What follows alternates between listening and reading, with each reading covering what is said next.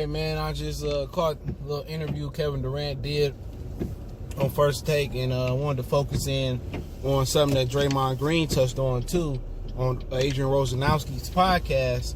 Was the incident that happened on the bench when Draymond said, "You know you a bitch. Everybody know you a bitch. Leave. We don't need you." I'm paraphrasing there. So let's talk about it. We back. Goodfellas Sports TV. Make sure you hit that subscribe button, bell icon, button, share the video. And Kevin Durant said that played a role in him leaving Golden State. He said a little role, but I think it played a major factor in him leaving. And also he goes on to say, he said guys was getting older. Sean Lipston was retiring. Iguodala was getting older. And he felt like eventually, he said it had to end. And everybody had to go their separate ways. And he felt like the time was now. But of course it did. And Draymond Green said that Steve Kerr and Bob Myers wanted him to apologize, but he didn't want to apologize. You know what I'm saying? He wasn't ready to apologize and didn't feel like he was in the wrong. And he said once he looked in Kevin Durant's eyes to see that he really was hurt, he apologized. But after that incident happened, like right after Kevin Durant, you know, kind of, if you read his lips going on to the court, he said, "Man, this is why I'm leaving," or I'm paraphrasing, "and this is why I'm out." And at the end of the day, the harsh reality is hitting the Golden State Warriors right now. You know, even though Kevin Durant, now looking back on it, couldn't help them this season, no matter what the situation was, he couldn't help because he injured. Clay can't help, but you know, it looked like it could be over for them. You know what I'm saying? Steph broke his hand last night. Draymond just ain't the scorer that he need to be, and you know, you don't even know if Clay will come back 100%. But Kevin Durant was truly hurt. You know what I'm saying? And you could just tell he was sensitive, and he never blocked all the noise out. LeBron became the villain. You know what I'm saying? When LeBron went to Miami, and people were like, I don't like the way LeBron went to Miami and the way he did the announcement, no matter who benefited from it, which was the kids at the Boys and Girls Club who benefited from a nice donation.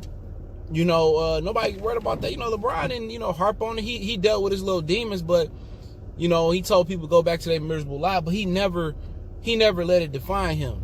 And when Kevin Durant went to Golden State and people said they was cheating, he let it define him. You know what I'm saying? That wasn't define. I don't care what people say. LeBron went to even if Miami didn't beat them or not. LeBron went to Miami to learn how to win from Dwayne Wade. He said it out his own mouth. It's something that was pre-planned. They did it, the Olympics, whatever, they got together and they planned to go. I wouldn't have felt bad about that shit, man. Well, nobody saying, "Oh, Jordan need to go over to the Lakers," or you know, Jordan and Pippen need to break up. Man, assume your dominance, dude. If you was drafted together, that's why it's called free agency. If you want to go play for Golden State, or you want to go play right now for the Lakers for the league minimum, or you want to go play for $1, it does not matter. That's your prerogative. And people piss me off with that shit. They don't know the history of the NBA. It's never been parity, and this is the most parity the NBA has ever had, probably since the beginning. The NBA has never had parity. Go look at it. 80s, it was all Magic, Bird, and Isaiah. 90s, Isaiah, Jordan, Hakeem, and then the Spurs at the end. 2000, Lakers, Spurs. You know what I'm saying? Pistons in there, but it's never been parity. So Kevin Durant shouldn't have felt bad. I didn't care if Oklahoma beating him or not. He went over there, but people hated Kevin Durant because he denied LeBron rings and LeBron prime. That's what it was.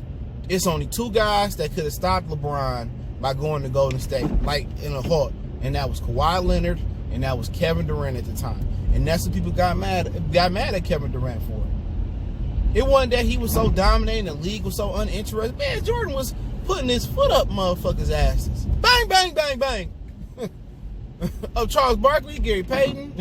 Bang, bang, bang, bang. Shaquille O'Neal. Bang, bang, bang, bang. In my pop's voice.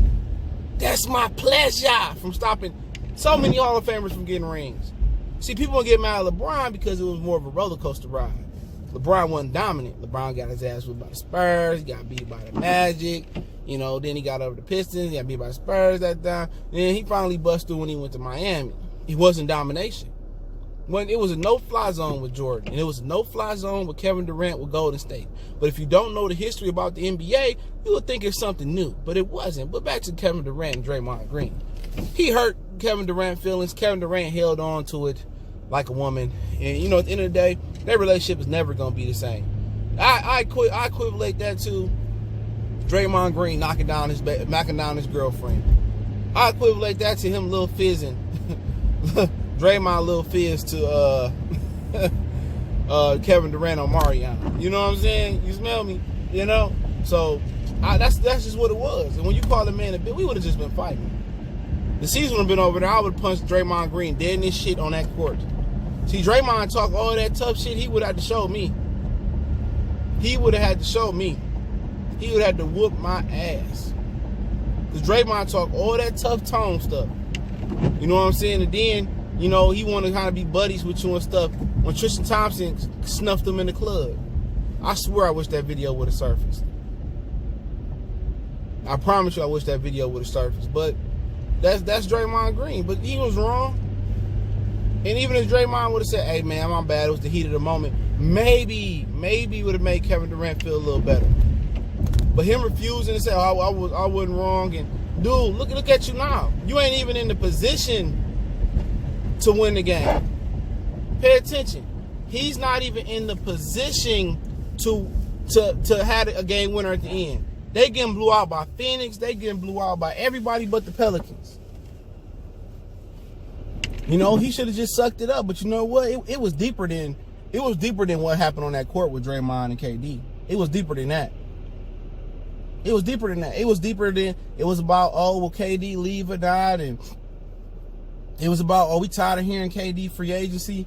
And probably Cliff, Clay, Steph, and Draymond, and a lot of other guys felt the same way.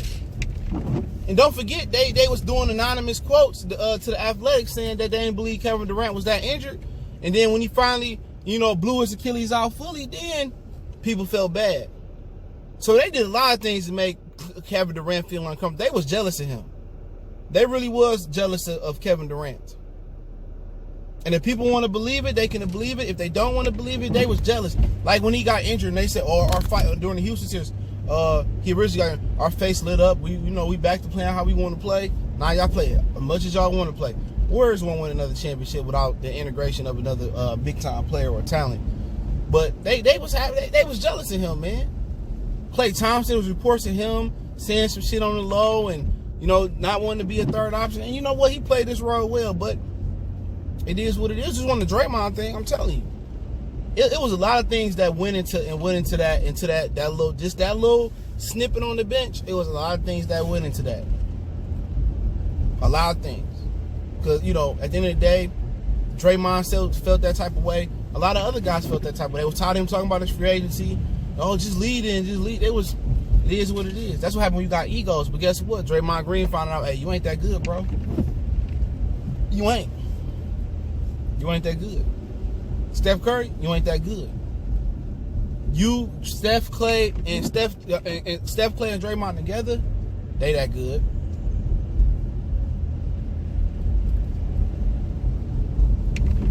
You know what I'm saying? They good. But it is what it is. I do appreciate everybody for checking in. Don't forget, we on Facebook, Instagram, Twitter.